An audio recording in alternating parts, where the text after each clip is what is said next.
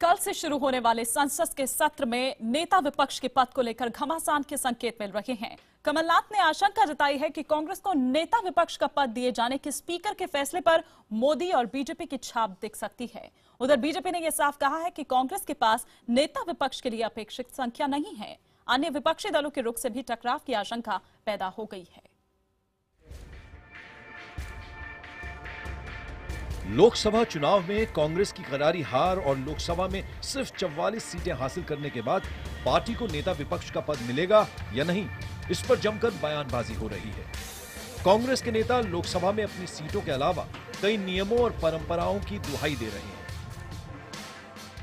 Section 2 के तहत जो भी लार्जेस्ट पार्टी रहेगी, जिसकी संख्या ज्यादा रहेगी, उसको देना चाहिए। ये जो 1970 का कानून में जो बदलाव हुआ तो इसमें स्पष्ट है कि जिसकी सत्तारूढ़ दल के बाद सबसे ज्यादा संख्या बल हो विपक्ष में, उसको ये पद देना चाहिए।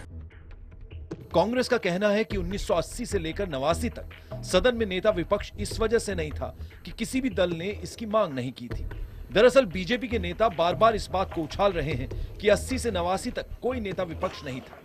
उधर बीजेपी का तर्क है कि कांग्रेस के पास नेता विपक्ष का पद हासिल करने के लिए सदन की कुल संख्या का 10% का आंकड़ा होना चाहिए।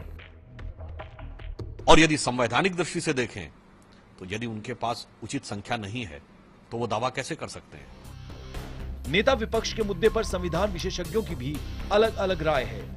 अलग अलग नियमों और परंपराओं की बातें कही जा रही हैं। ऐसे माहौल में अब सारी निगाहें लोकसभा की स्पीकर सुमित्रा महाजन पर टिकी हैं, जिन्हें इस बारे में फैसला करना है।